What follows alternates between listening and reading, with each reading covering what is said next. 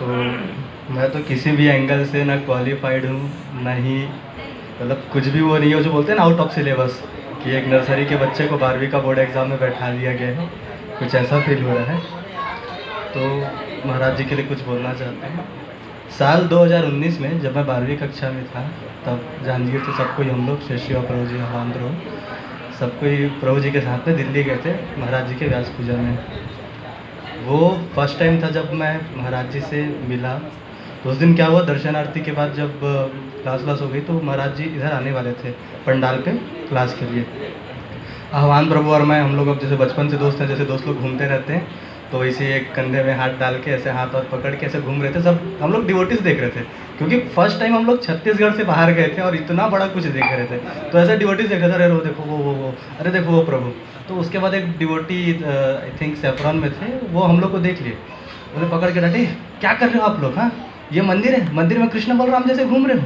तब उस समय हम लोग को समझ भी नहीं आया कि वो हम लोग को ग्लोरीफाई करके गए कि डांट के गए, क्योंकि बोले कृष्ण बलराम जैसे घूम रहे हो करके। फिर उसके बाद हम लोग को ले गए और वो लेके गए और हमको सेवा दी है कि महाराज जी जब अपने इधर रूम से निकल के आए तो फेंसिंग करना रहता है, कि महाराज जी के ऐसे चारों तरफ हम लोग हाथ पकड़ के ऐसे थे और वो चल रहे थे, बीच में महाराज जी थे, सामने में स्वस्ति वाचन चल रहा था एंड वो चल रहा था।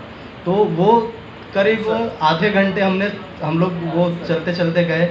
तब महाराज जी को ऐसे देखते ही रह गए, ऐसे देख रहे हैं, ऐसे चल रहे हैं। और बस 5 मिनट महाराज जी को देखते, फिर एक बार आह्वान प्रभु एक दूसरे को देखते, फिर हम लोग महाराज जी को देखते, फिर आह्वान प्रभु ऐसे एक दूसरे को देखते। वो वहाँ होने के बाद फिर महाराज जी ऊपर गए तो जो धूल वूल था वो सब ऐसे लगाए माथे में। फिर इतना खुशी दोनों को, आह्वान प्रभु मेरे को, कि प्रभु हम लोग को क्या मिल गया करके, और मतलब अलग ही था। फिर समय से ही महाराज से अच्छा कनेक्शन हुआ। फिर उसी दिन क्या हुआ, हमको नया कैमरा मिला था नैला सेंटर के लिए, तो कैमरा का मतलब वो स्टार्टिंग मतलब ओपनिंग भी करना था, तो हमने भगवान का फ़ोटो नहीं खींचा, हमने महाराज जी का फ़ोटो खींचा उस दिन फर्स्ट फ़ोटो ऐसा जाके मैं खींचा। एंड महाराज जी ने प्रॉपर ऐसे हाथ जोड़कर वो ऐसा देखा भी, तो मैंने बस उसी टाइम महाराज जी से प्रे किया था कि महाराज जी मैं आपके चरणों में रहना चाहता हूँ। महाराज जी स्माइल भी दिए थे। फिर एक महाराज जी की मेन जो है कि महाराज जी के प्रणाम मंत्र में आता है, प्रभु पादस्थ साहित्य या प्रकाशे च वितरेश।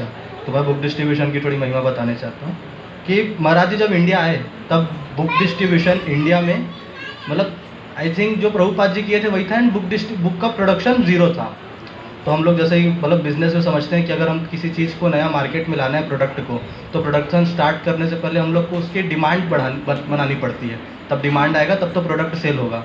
तो बुक डिस्ट्रीब्यूशन का प्रोडक्शन ही ज़ीरो है, मतलब कोई अवेयर नहीं है। तो सोचिए महाराज जी ने कितना उसमें मेहनत किया, पूरे भक्तवृंद ने कितना मेहनत की, उसमें महाराज जी का पूरा अध्यक्षता था कि आज करोड़ों करोड़ों का टर्नओवर है बीबीटी का। तो इसी बुक डिस्ट्रीब्यूशन पे मतलब इस साल का जो बुक मैराथन हुआ, हाँ महाराज जी की एक विशेषता है कि बुक मैराथन पर वो कोई मीटिंग नहीं रखते, ना ही कोई जीबीसी मीटिंग रहता है, ना ही कुछ रहता है, सिर्फ और सिर्फ एक पर्पस कि जाओ अधिक से अधिक बुक डिस्ट्रीब्यूशन करें। तो इस बार हिज ग्रेस राधापाद पंकज प्रभु जी के अध्यक्षता में हमने यहाँ बुक डिस्ट्रीब्यूशन नैला में बीबीटी कॉन्टेस्ट किया, तो अच्छा खासा था। मैं भी सहयोग किया, प्रभु जी की कृपा से, महाराज जी की कृपा से अच्छा खासा हुआ। तो लास्ट स्कूल एक बचा, छोटा सा स्कूल था, मनका पब्लिक स्कूल चांपा करके। तो वहाँ मेरे एमकॉम के एग्ज़ाम्स फिर मतलब स्टार्ट हो गए थे, बीच में जो एक लंबा गैप पड़ा था वही था। तो राधापाद पंकज प्रभु जी बोले कि प्रभु एक स्कूल बचा है लास्ट, प्लीज़ कर दो करके। मैं नहीं प्रभु जी अब मेरा एग्ज़ाम है, मैं नहीं कर सकता बोला। फिर बोले प्लीज़ देख लो, प्लीज़ प्लीज़ करके। फिर बोला ठीक है कर दूँगा। फिर महाराज जी से प्रे करके निकला, बोला महाराज जी अब जा रहा हूँ, अब कुछ वो नहीं है तो प्लीज़ आप ध्यान दीजिएगा। एंड रिज़ल्ट था कि वो स्कूल में मैंने 283 भगवद गीता किया। एंड ओवरऑल तो फिर ऐसा हो गया था कि मतलब मैं जहाँ भी, मैं लगभग 5-6 जगह भगवत इसके लिए गया था, 5-6 जगह में हर जगह मेरा 250 प्लस स्कोर रहा। शिवरी नारायण में गया वहाँ भी 250, बलौदा गया वहाँ भी 250, मतलब हर जगह मैंने 250 प्लस ही बुक्स करके आया, चाहे अकेले जाऊँ चाहे किसी के साथ पे जाऊँ। तो महाराज जी की ये ऐसी कृपा थी कि जो भी महाराज जी से मैंने प्रे किया, जितना भी किया कि महाराज जी इसके लिए कुछ मिल जाए, इसके लिए कुछ मिल जाए, आज तक का सब मिला है। और आगे बोलना चाहूँगा कि महाराज जी सब आज तक की मतलब ये है कि महाराज जी सबसे पहले प्रभुपाद जी को ही रखें, कि जैसे कि हम उनके लास्ट बिल पे भी देख सकते हैं कि वो लिखे हैं कि फर्स्ट पॉइंट वही है कि always accept Shila Prabhupada as your pre एनिमिनेट शिक्षा गुरु, कि प्रभुपाद जी शिक्षा गुरु को ही सबसे पहला लीजिए।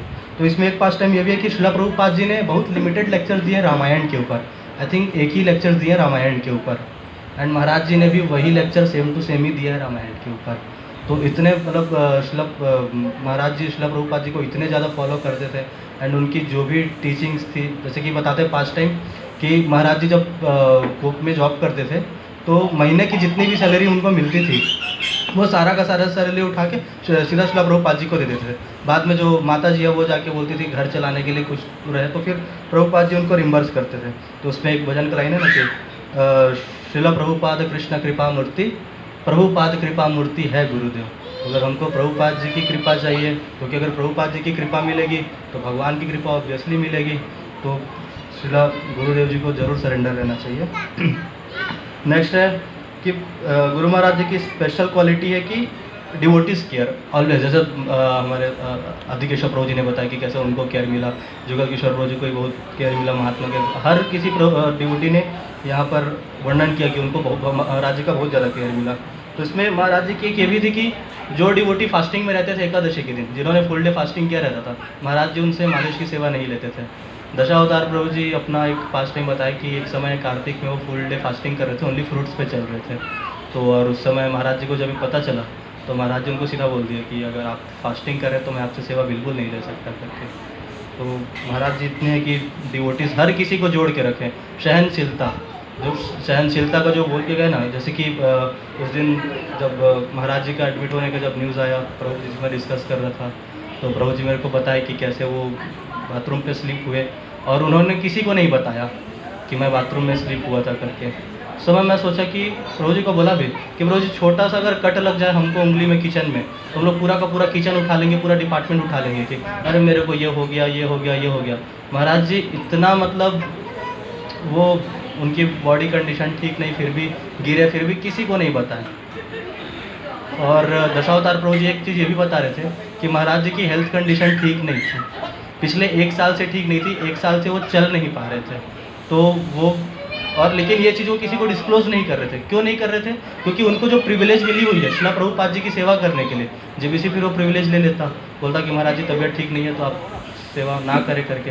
तो इस नाम से ही सिर्फ वो महाराज जी नहीं बताए, नहीं डिस्क्लोज किए। महाराज जी बोलते थे कि मैं कभी भी व्हील चेयर पर नहीं आऊँगा करके। तो वो बता रहे थे कि महाराज जी को जैसे अभी जाना था देहरादून, तो महाराज जी की तबीयत इतनी ज़्यादा ख़राब हो गई थी कि चल नहीं पा रहे थे।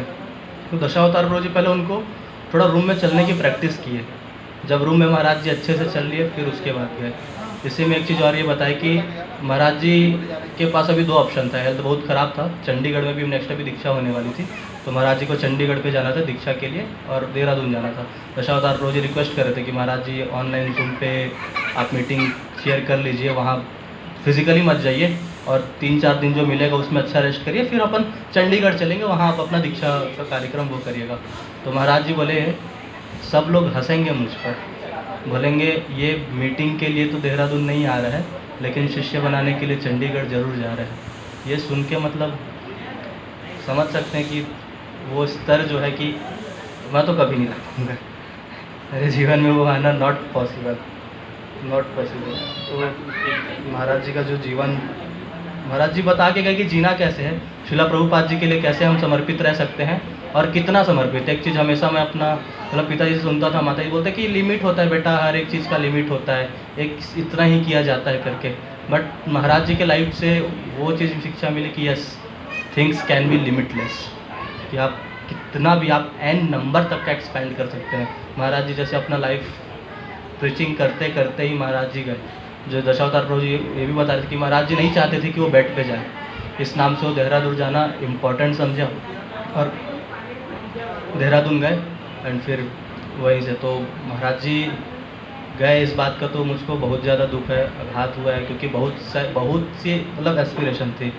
सिर्फ एक ये नहीं था कि महाराज जी से एस्पायर कर रहा था तो उनसे वो हो जाता, बहुत सारी मतलब लाइफ में एक ऐसा जो बकेट लिस्ट रहते हैं कि मैं बुक डिस्ट्रीब्यूशन करूं, अच्छा खासा स्कोर करूं, तो महाराज जी को बताऊं कि महाराज जी इस साल इतना किया करके। ऐसा बहुत आह्वान प्रभु जी के साथ बहुत सारी प्लानिंग करता था कि प्रभु सीए बन जाऊंगा, फिर सीएसआर का पैसा उठाएंगे कंपनी का, फिर गवर्नमेंट स्कूल में फ्री में बुक डिस्ट्रीब्यूशन करेंगे, अपन ऐसा कर सकते हैं करके। तो महाराज जी से प्रार्थना करेंगे कि जो भी बुक डिस्ट्रीब्यूशन को लेके मेरी प्लानिंग है कि आप एम्पावर करें एंड वो ज़रूर से मैं कर पाऊँ, ताकि हमारे यहाँ जो भी छत्तीसगढ़ में जो रूरल एरियाज़ हैं वहाँ भी हम लोग स्कॉन का प्रचार कर सकें। क्योंकि जो मैं जितने भी मेट्रो सिटी हैं वो सब जगह तो प्रचार हो ही रहा है, बट हमारा जो छत्तीसगढ़ में रूरल एरिया बहुत ज़्यादा है, हमारे यहाँ तो मेट्रो सिटी है ही नहीं, तो यहाँ महाराज जी की कृपा से भी अच्छे से प्रचार हो पाए। एंड ये लास्ट में यही प्रे करूँगा आप सबसे कि प्लीज़ मेरे को ब्लेसिंग दीजिए कि ज़िंदगी भर महाराज जी के प्रति लॉयल रहूँ, शिला प्रभुपाद जी के प्रति लॉयल रहूँ, शिला जुगल किशोर प्रभु जी के प्रति लॉयल रहूँ, एंड हमेशा इस मूवमेंट में सर्व करते ही रहूँ। हरे कृष्ण।